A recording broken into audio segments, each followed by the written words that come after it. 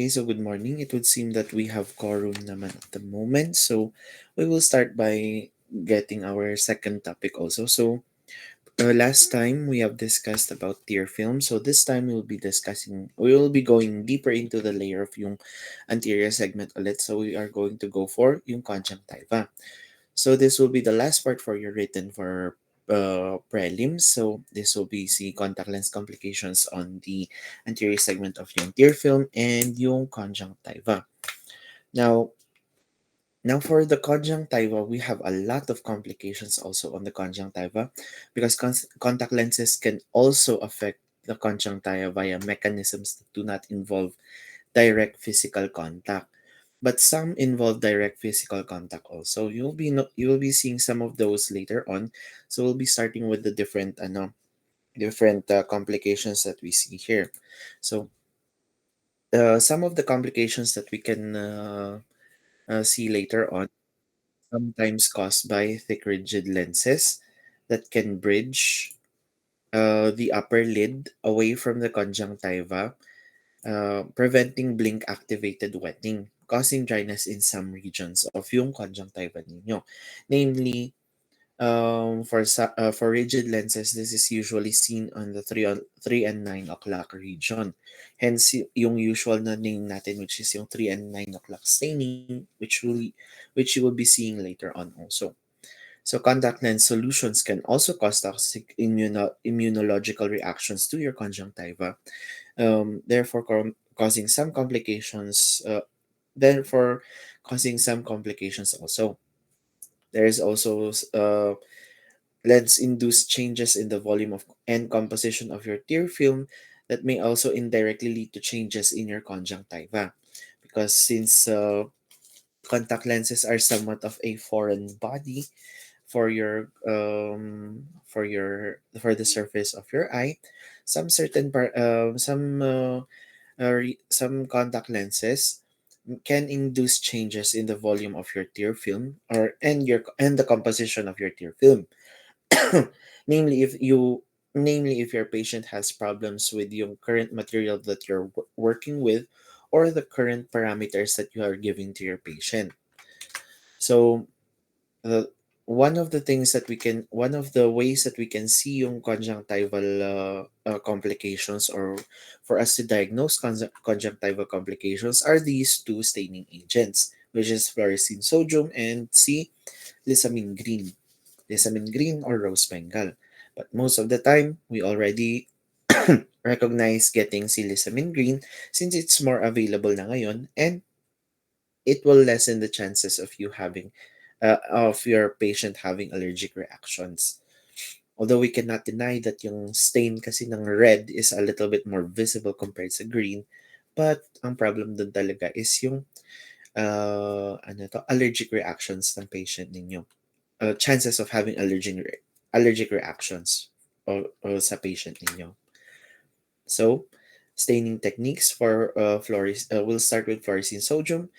Although almost similar naman ng staining techniques natin na for assessing the conjunctiva, almost the same tayo with the lissamine green. The only difference is that si fluorescein sodium, we usually use the cobalt blue filter, and sometimes ang fluorescein sodium can stain surfaces that cannot be stained by lissamine green, because most of the time kasi si lissamine green will only stain degenerated cells, whereas si fluorescein sodium can stain pits, can stain uneven surfaces, mga ganyan. Hindi siya compared kay si lissamine green is hindi siya compared kay fluorescein, that it is more capable of staining other certain or possible surface anomalies.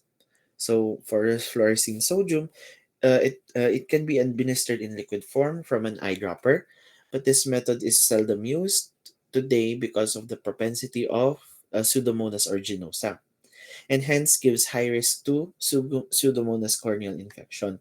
So later on, sterile single dose units are more preferred nowadays. Yung mga paper strips na pinapakita ko sa inyo, or yung ginamit nyo din last semester for your practices. Okay, so Next is, ay, bumalik ako. So, let's go for staining patterns of your, fluorescein soju.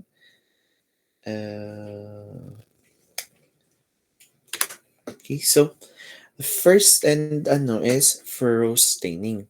When fluorescein is instilled, patterns of small thin curved lines of staining on regions of the conjunctiva close to the cornea that are generally concentric to the limbus.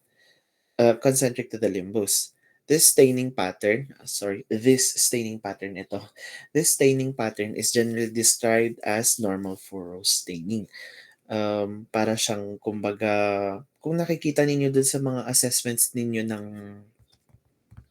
TBAT before, meron kayong nakikita na parang ridges dun sa around yung limbal region niya.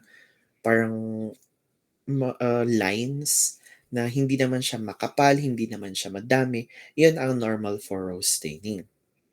But you will see a different amount of if it is more thicker or may mas madami siyang lines dun sa edges, that is a certain complication also which will be shown here later on.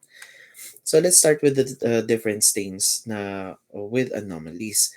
So for different stainings naman, um, the differences of these stains are subtle, but you can makikita mo naman kung anong difference niya if you look closely naman din. So let's start with stipple staining. So for stipple staining, a diffuse punctate region may be observed near the limbus, corresponding to the region of the conjunctiva covered by a soft lens. It takes the form of stippling, which refers to a region of numerous fine punctate spots. So it's this area here, all the way around dito. This one is actually can be seen as a 3 and 9 o'clock staining. For some soft lenses, you can also tend to have this one, especially if you have toric lenses. Kasi toric lenses that rely on their parameters grasping on your surface, as yung 3 and 9 o'clock grasping on your surface to maintain yung um, axis ng toric lenses. So this one you can see here is some stipple staining here, some dot dot dot dito. In some areas, these punctate spots tend to coalesce. Confluent areas of staining represent total coalescence, can sometimes be observed in the cornea. Stipple staining is usually only observed in soft lens wearers. Itong staining na ito. Kasi for hard lenses, usually dito na section na kasi ang hard lenses, hindi siya lumalabas ng limbus. So most likely soft lenses or scleral lenses na observe ito, or most likely sa soft lenses because dito na yung pattern or dito na yung edge ng contact lens. And ito yung usual na area kung saan siya nagkakaroon ng stipple staining, which is parang right almost to the edge of yung soft contact lens. Okay, next is arcuate staining. So an arcuate band of staining corresponding to the lens edge may be seen 2 to 3 millimeters from the limbus. This may form as a continuous band or a broken line, can vary from being just visible to being an intense ring of fluorescence up to about 0.5 millimeters wide. So this one is smaller than 0.5 millimeters, but you can see that these are broken lines. Actually, this patient the patient is still wearing his or her contact lenses dito sa picture na ito. And you can see here yung band na sinasabi natin or somewhat of a line. This one is less than 0.5 millimeters. Um, Makikita ninyo due to yung damage ng surface or damage ng edge ng contact lenses ng patient ninyo. So, arcuate conjunctival staining is usually observed in soft lens wearers also, but is sometimes seen after overnight wear of rigid lenses that can become decentered during sleep. So, possible din naman sa hard lenses yan, but most of the time soft lenses. And ang edge na For patients that are wearing hard lenses, most of the time for hard lenses that are ay yung ano to? Hard lenses na yung Ortho K. Makikita natin sa Ortho K ito. Pero most of the time for Ortho K lenses, yung distance from the limbus is a little bit more farther. And because of yung parameters niyo for yung Ortho K, which is a little bit more wider than your usual soft lenses. Kasi parang almost drawing to scleral lenses na din kasi siya. So yung staining ninyo will be a little bit more farther than this. But yung characteristics niya, which is a broken line or a complete arc of staining away from the limbus, same pa rin naman siya. Ganito yung itsura niya. Next is yung very common na staining that is usually seen sa hard lenses or rigid lenses, rigid corneal lenses, is the 3 and 9 o'clock staining. This is a common form of ocular surface staining observed in association with rigid contact lens wear. Although it is often described in literature as 3 and 9 o'clock corneal staining, the staining patterns observed usually span to the limbus at the temporal and nasal aspects of the cornea and also affect the adjacent conjunctiva. So it can possibly still go to yung conjunctival surface ninyo, hindi lang siya sa corneal surface. Pero most of the time actually si conjunctival surface ang mas mas prof, ano may, prominently stained compared sa cornea due to yung damage sometimes, especially if you have a wrong case or wrong parameters for your contact lenses, rigid lenses, possible due to being loose or a different base curve, mga ganun na complications, or even your patient's rigid lens diameter. You can often see this staining on that on that area. Okay, so this is another photo of 3 and 9 o'clock staining. Kasi kanina yung 3 and 9 o'clock staining na nakita ninyo does not have stains on the cornea. Here you can see stains that extend from the cornea onto the conjunctiva ng patient ninyo. Makikita ninyo dito compared to this one, di masyadong visible yung 9 o'clock stain dito sa cornea, but here you can see that is a little bit more stained dito sa cornea also. You can also see that there are punctate spots or punctate stains here on the upper area, but you can say that this one is a 3 and 9 o'clock stain because it extends from yung corneal surface to the limbal area to the conjunctival surface ito. Na compared sa punctate spots or punctate stains usually only seen here in the limbal area and a little bit of zones dito sa corneal area. This one extends more from from the limbal area and extends farther also to the conjunctiva. Next is conjunctival epithelial flaps or CEFs, particular form of tissue folding of the bulbar conjunctiva, which has been observed in wearers of silicone hydrogel soft contact lenses. So, one of the reasons why nakikita natin why we are suggesting din talaga si silicone hydrogel soft contact lenses to patients because it has high amounts of decay value or oxygen transmissibility, high amounts of water also compared to other materials, but none all our materials or all our contact lens materials are not that perfect naman din. It may work for other wearers, but it can also cause complications to some wearers, especially if it is not used properly or it has been used off-label, mga ganyan, hindi siya ginamit within 31 days or na improper care din lang sa contact lens nila. Or hindi talaga kaya din ng corneal surface niya ang ganong material. They are more better suited to a different type of material. So conjunctival epithelial flaps are all appear as a small tongue-like projection of the conjunctival tissue with irregular free ends and moves with blinking or other digital manipulation.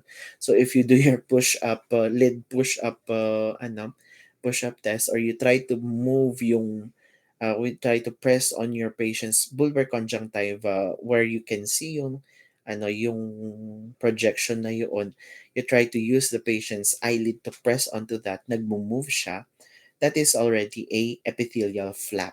Hindi na siya furrow staining. So you can see here, this one is the flap in question.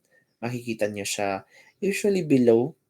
Most of the time, this is often seen dun sa lower portion or inferior area ng bulbar conjunctiva.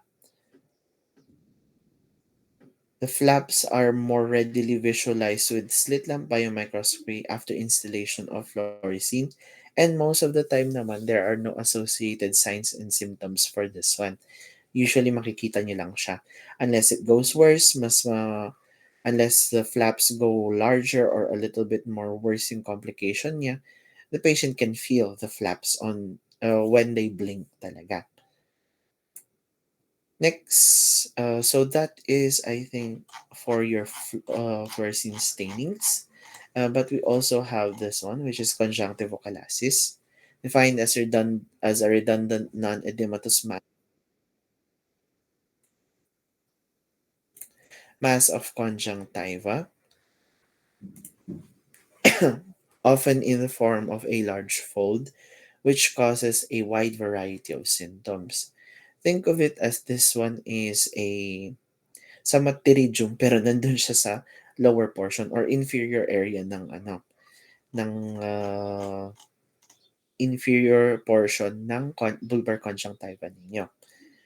A wide variety of symptoms ranging from being completely asymptomatic to causing symptoms of dry eye resulting from a mechanical disruption to tear flow. The condition can be observed clearly in white light under the slit lamp by a microscope, almost the same as your pterygium or ano na yung isa? Pterygium or pinguecula. You can see it with the usual magnifications, and you can see it right here yung yung conjunctival mass na nag-extend into the limbal area to the cornea. Can oh, wait lang. Niloloko ang mouse ko. Okay, so um what are our usual treatment options for this ones? Is yung removal of the mechanical insult should lead to resolution of yung staining. So, yung mechanical insult being yung contact lens ninyo.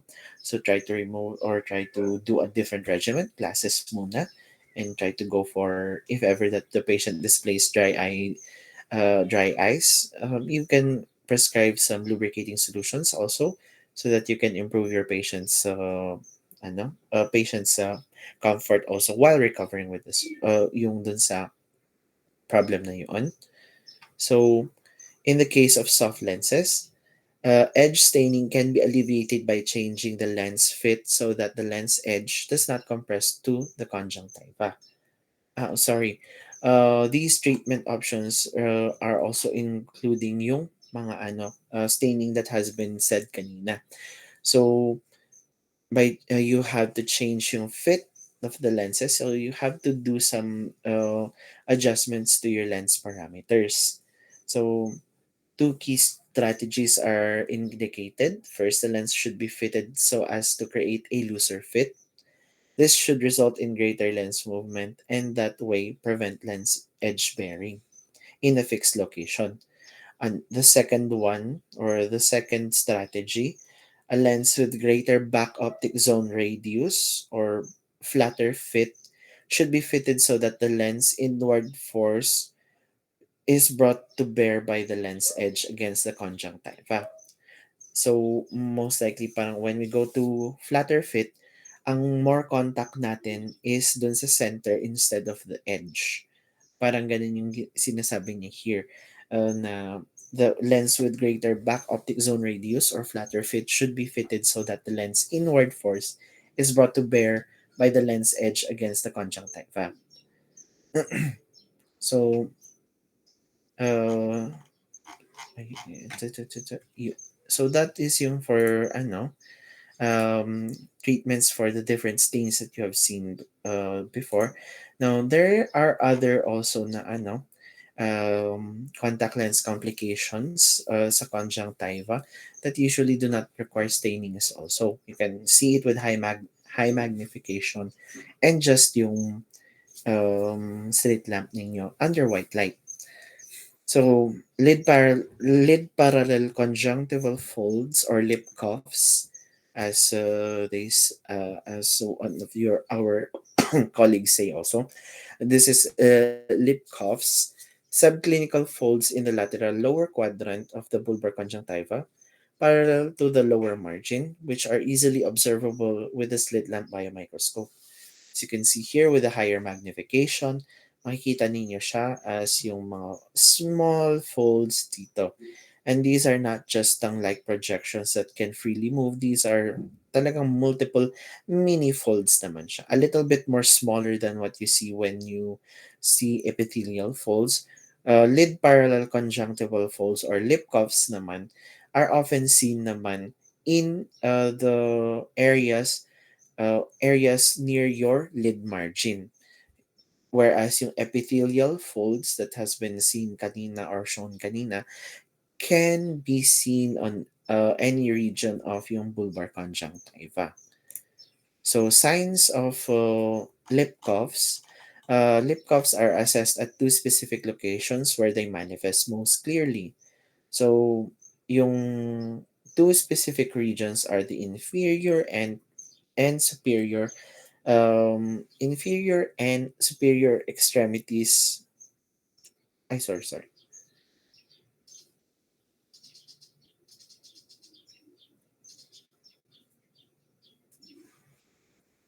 Sorry. So yeah, it's still inferior and in inferior and the superior areas of yung eyelids ninyo from also drawing a nasal or and temporal extremities of yung cornea. So somewhat towards the edge, as you can see here around the nasal extremity. So here in this photo, this one is yung inferior zone. Andito yung limbus niya. And you can see it onto the nasal. Sorry, this one is actually, could be yung left eye niya. Um, as you can see here, this one is seen sa kanyang temporal side here. Could be yung left eye niya. Yeah, this one is yung left eye of the left eye. And here on the temporal side, makikita ninyo siya. Yung mga folds niya is yung lip cuffs. And they appear as one or more linear folds, which are around 3 to 4 millimeters in length. So around 3 to 4 millimeters in length and are parallel to the lid margin and generally parallel to each other. Ito. So, yung procedure ninyo is patient is instructed to gaze straight ahead. Fluorescein or any other dye should not be instilled as lip cuffs are best observed in white light. A magnification of around 25 is selected or for yung mga older na slit lamps, you can just use yung highest magnification. And in the first instance, a narrow vertical beam is aligned with the nasal or temporal cornea. The height of the fold or the series of folds should be recorded in millimeters also. So, try to count kung how many folds and also try to measure yung height niya. Yung series of folds niya dito sa sa zone na ito. So, okay. Ito. So the observation of the folds can be further enhanced by rotating the slit beam so that it is parallel with the folds and the lid margin. The slit beam is positioned above the fold, which can be seen in indirect illumination. The severity of lip coughs can be determined by counting the number of folds and assigning a grade accordingly. So, again, you have to research na lang din ulit. This one is one of your assignments. Again, under yung sa lip cuffs or lid parallel conjunctival folds is yung checking kung ano yung grading scales natin para sa lip cuffs. Usually, there's also another Efron grading scale for this one. If you can find si Efron grading scale, you can do so and yun ang gamitin ninyo din. Okay, next is illumination techniques. So there are a lot of illumination techniques to observe lip cuffs. So one of them is direct illumination with a vertical beam. So when you do direct illumination with a vertical beam, you usually observe yung lip cuffs within the beam. So ito, this is helpful when you want to try and count kung how many folds yung nakikita natin dito sa sa surface ng patient ninyo. Another one is indirect illumination with a vertical beam. So this one, yung lip cuffs can be seen to the left hand side of the observer. So left hand side, nakikita natin dito si ano na to, nakikita natin yung mga folds. This can be done sometimes, especially if your folds are a little bit to the edge. So we use indirect illumination to illuminate all of the folds uniformly. Next one is this one is when we try to assess naman yung width niya. Yung width ng lip cuffs ninyo. So we do indirect illumination with the beam set to parallel to the lid margin. So horizontal naman na siya. We try to assess kung how wide yung lip cuffs ninyo. How high the lip cuffs is usually when we use yung vertical beam, but this one we assess how wide it is by aligning yung beam ninyo or yung beam width ninyo to what is visible dun sa folds na ito. And with that, makikita niyo naman dun sa sa mismong slit lamp ninyo kung gaano ka-wide yung beam.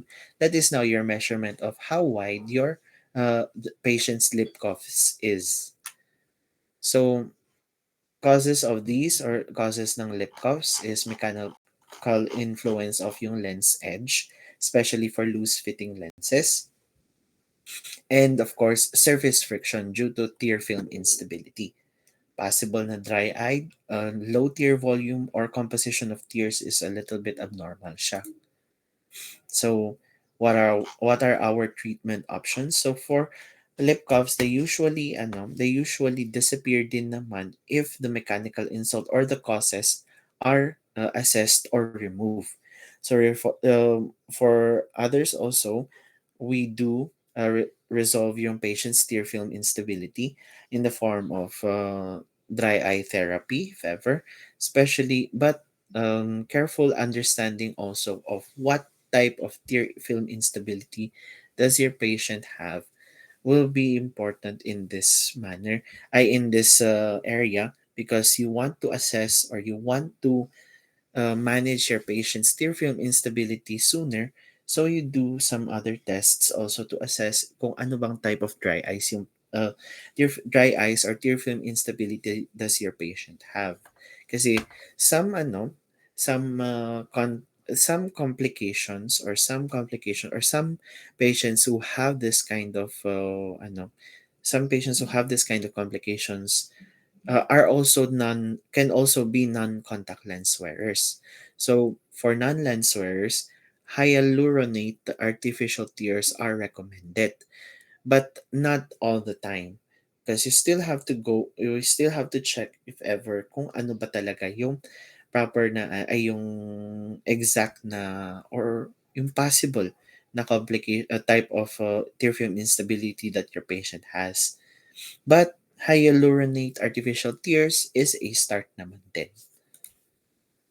So I think this one is the last one, conjunctival redness. Okay, so for conjunctival redness naman, so very commonly seen for contact lenses. Ito. For contact lens wearers, ang conjunctival redness serves as a fundamental indicator to clinicians of the physiological status of the contact lens wearing eye. And sometimes, conjunctival redness does not indicate naman that it is a bad wearing or a unsuccessful fit, but there are there are limits or there are indications if this is a good fit with conjunctival redness or a bad fit with conjunctival redness. Conjunctival redness is so obvious and easily recognizable that it is perhaps the only tissue reaction to contact lens wear. This is the most common symptom also, or the most common complication that is reported by patients. Because some of yung mga complications na discussed natin previously are usually observed by the clinician. But for these ones, very commonly reported by our patients ang conjunctival redness.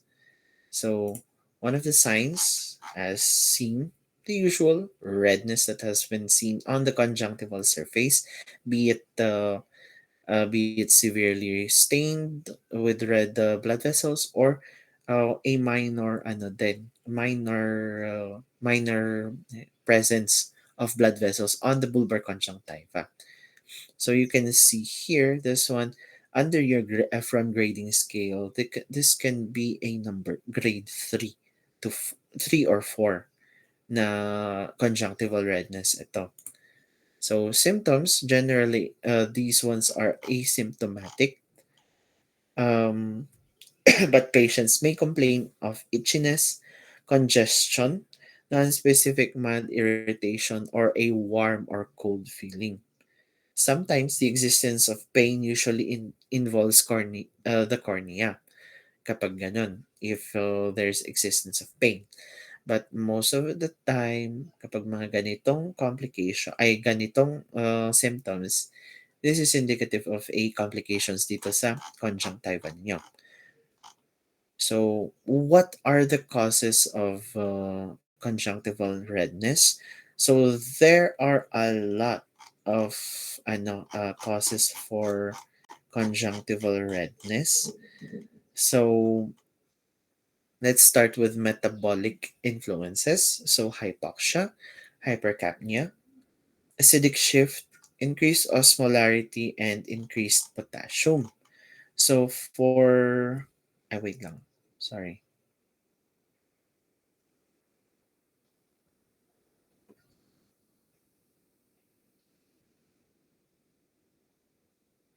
So yung following metabolic influences that I've said. So under hypoxia, this is caused by the lens having lower oxygen transmissibility or DKT. So that induce greater levels of hypoxia. So the next one is hypercapnia. This is caused by the lens also. Lenses having lower carbon dioxide transmissibility. So, yung kanina hypoxia is oxygen transmissibility. This one naman is hypercapnia. Carbon dioxide transmissibility naman ang problem, which induced greater levels of carbon dioxide in the tear film or the back surface of yung lens ninyo. Another one is acidic shift, usually caused by the accumulation of lactic and carbonic acid as a consequence of hypoxia and hypercapnia. Increased osmolarity is caused by an increased metabolic production of osmotically active particles. And increased potassium caused by the repeated action potentials that cause a flood of potassium that cannot be removed by the sodium potassium pump because of other problems like yung other issues in your tear film and conjunctival surface. That's for metabolic influences. Next is yung chemical influences, which is possible is yung acidic shift and increased osmolarity. Non-toxic chemicals introduced into the eye either or directly or indirectly with contact lens insertion can lead to conjunctival redness for the following, which is yung acidic shift and increased osmolarity. So for acidic shift, this is caused by the introduction into the eye of a solution of different pH to that of your conjunctival tissue. So that goes for a more um, details, or kumbaga it goes if you use different types of solutions. That's why during your patient assessments or during your patient dispensing, I have suggested also different solutions that you can use, because most of those solutions are of yung pH nila are of good balance to usually yung mga different patients who have different pH levels on their ocular surface. Or kumbaga, parang highly adaptable for your patients yung mga solutions na minention ko before. Increased osmolarity is caused by the introduction into the eye of a hypertonic contact lens solution. So for some contact lens solutions also that are hypertonic, there are some solutions na ano na to? Um, very high in those concentrations. That's why it causes some complications also, or some conjunctival redness. Next one is yung toxic reactions naman can occur as a result of exposure to noxious preservatives, buffers, enzymes, chelating agents, or chemical agents that are incorporated into contact lens solution. Ang pinaka-common na nakikita natin na toxic reaction is for hard lens solutions that are usually can only be parang kumbaga used when when your patient is not wearing yung contact lens niyo, which is si hydrogen peroxide. Another one is also yung isang solution which is Vermenicon Progent, which intensely cleans your rigid lenses so that most of yung mga build up, um, mga debris that has been trapped in the hard lenses can be removed extensively. So those solutions nga lang require you to expose yung contact lenses ninyo overnight or on a set number of hours. And sometimes, even though the patient's contact lenses has been, or for let's go with yung hydrogen peroxide solution, has been neutralized with yung solution or yung case na yun, or has been neutralized, there can still be some irritation once the patient has worn yung contact lenses. So sometimes, suggesting your patient to wash their contact lenses with your regular solution is much better also after yung exposure dun sa hydrogen peroxide solution. So next or the oh okay. So next is allergic reactions. Redness that coincide with seasonal fluctuations in the concentration of airborne antigens such as pollen. Allergic reaction may also be triggered by chemicals of contact lens solutions or deposits of contact lens. Mainly isang deposit na nakikita natin is pollen.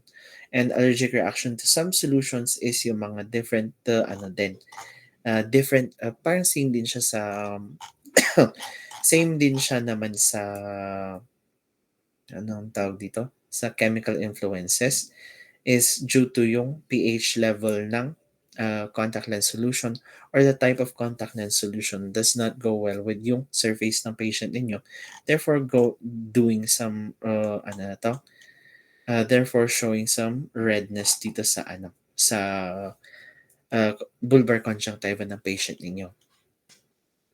And I'm sorry, akala ko yun ang last. So, ito na. Last na ito. This one is Claire. Contact lens arcuate red eye syndrome. observed from time to time in patients wearing extended wear contact lenses. So when we say extended wear, these are yung contact lenses na pwede mo siyang itulog for 31 days na nakasuot siya. This syndrome is generally attributed to the pathological effects of proteases released by gram-negative bacteria, which, for example, may be adherent to the contact lens or may enter the eye via lens solutions during lens insertion and removal. This is an inflammatory response in which the patient wakes in the morning with unilateral bulbar conjunctival and limbal redness, discomfort, lacrimation, and photophobia. The severity of these signs and symptoms can vary from being mild to severe, depending on your patient's status also in terms of tear film stability. So it can be seen here in this photo. This one is hardly or obviously a grade 4 to 5 under your Efron grading scale sa bulbar conjunctiva ninyo. So what are the usual causes for this one is yung mechanical influences. Contact lenses can come into direct contact with the conjunctiva and cause mechanical damage because when your eyes are closed, most of the time there is very low transfer or very low production of tears or when you are sleeping, and sometimes depende dun sa parameters ng contact lens ng patient ninyo, even especially if the parameters does not go with your patient, the tear film will parang kumbaga pressed out during rapid eye movement. It will be pressed out, and now your contact lens surface is exposed with your um, the back surface of your soft lenses. And during rapid eye movement, there is friction, there is mechanical damage dun sa conjunctival surface niya. Sa absence of water and then things rubbing together that are dry will cause some damage talaga. So the trauma is known to cause mast cell degranulation, which results in histamine release. Histamine is the major cause of vasodilation in an injured area and can also lead to conjunctival chemosis. So, eto, I think I can show you here also para makita nyo na lang din. This one is yung grading scale natin. Actually, this one is from grade 1 to 4 naman to. So, yung kanina na nakita natin, which is this one, which is yung photo here. This is obviously around a 3 to 4 na din. And based on this one, or can be said to be a 4 na din kasi meron siya na staining due to an infection, possible na infection or mechanical damage. So treatment options for this one, alteration to the lens if you can alter the lens parameters. All soft lenses, including daily disposable lenses, develop deposits over the lifetime of the lens. Most of the deposits that form on reusable lenses can be removed by daily surfactant cleaning. So, and then improving ocular hygiene talaga. Alteration to care systems. So, trying to ano, trying to ask your patient kung ano bang type of care system yung, ay type of cleaning yung ginagawa niya, anong kind of cleaning solution. Then you try to assess kung ano yung much better na i-improve niya for that. So maybe changing yung solutions or changing the solutions to a higher water content or maybe changing also yung regimen niya or yung ano niya um, yung solution niya, try adding si hydrogen peroxide to yung regimen niya for cleaning once a week, mga ganyan. So that you can clean or improve yung lens, yung contact lens surface niya also. But if your patient's problem is yung tear production niya, then you can go for pharmaceutical agents that can improve your patient's tear film production, improving also yung improving also or managing also kung anong type of dryness yung meron kay patient ninyo. Important siguro if ever when your patient is going to sleep with their contact lenses, try to instruct them to drop some lubricating drops before bed.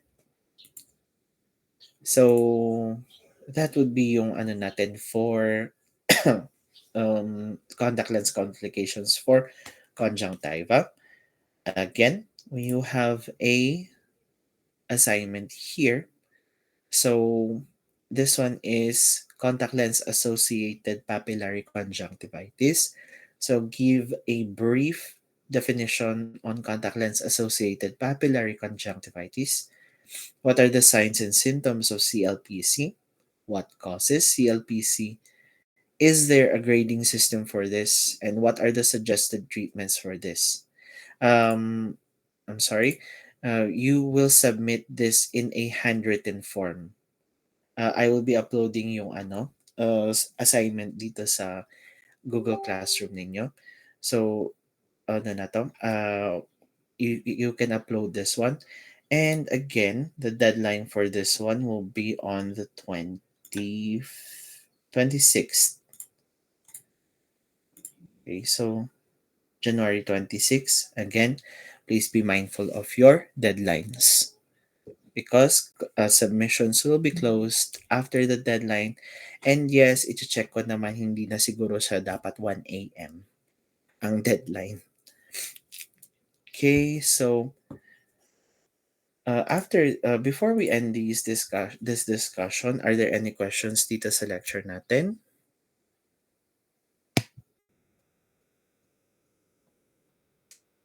Okay. Yeah. Okay. If there are no questions, then we will now proceed to also discussing your next step, which is again, I will be reminding you, January 31 will be your patient assessment for multifocal. This is your prelim examination also. So I do suggest that you bring your patient on your set schedule. Schedule will be posted tomorrow naman for you to prepare earlier also. And do not forget to bring all your stuff, yung mga gamit ninyo para sa sa assessment ninyo so that you will not be having any problems or pabalik-balik kayo sa And once you are inside the testing room, hindi pwedeng manghiram ng gamit, okay? You have your own items also. So yun yung isa na gusto kong maano sa inyo. So bring your page. Again, always remember kung ano yung requirements also for your patients ano na to, si multifocal ninyo. The patient can be plano naman ang kanyang distance as long as your patient is a presbyo and ang patient ninyo must not exceed the age of 55. Another one also is that your patient should have no ocular surface anomalies. Yun ang first na kailangan din yung makita because if your patient has ocular surface anomalies, of course, decline kaagad ang patient na yun. Because you are going to give them more complications if your patient has ocular surface anomalies. Okay, so for the cases of yung in the case of yung pagpasyente, meron ba kayong questions na hindi pa natanong before na kailangan yung itanong?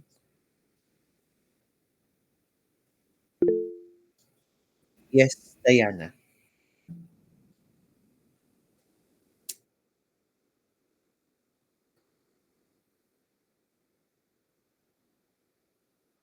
Yes. I think that is what has been taught sa inyo is kunin ninyo yung tatlo and getting the mean for that, then that is what you should do also.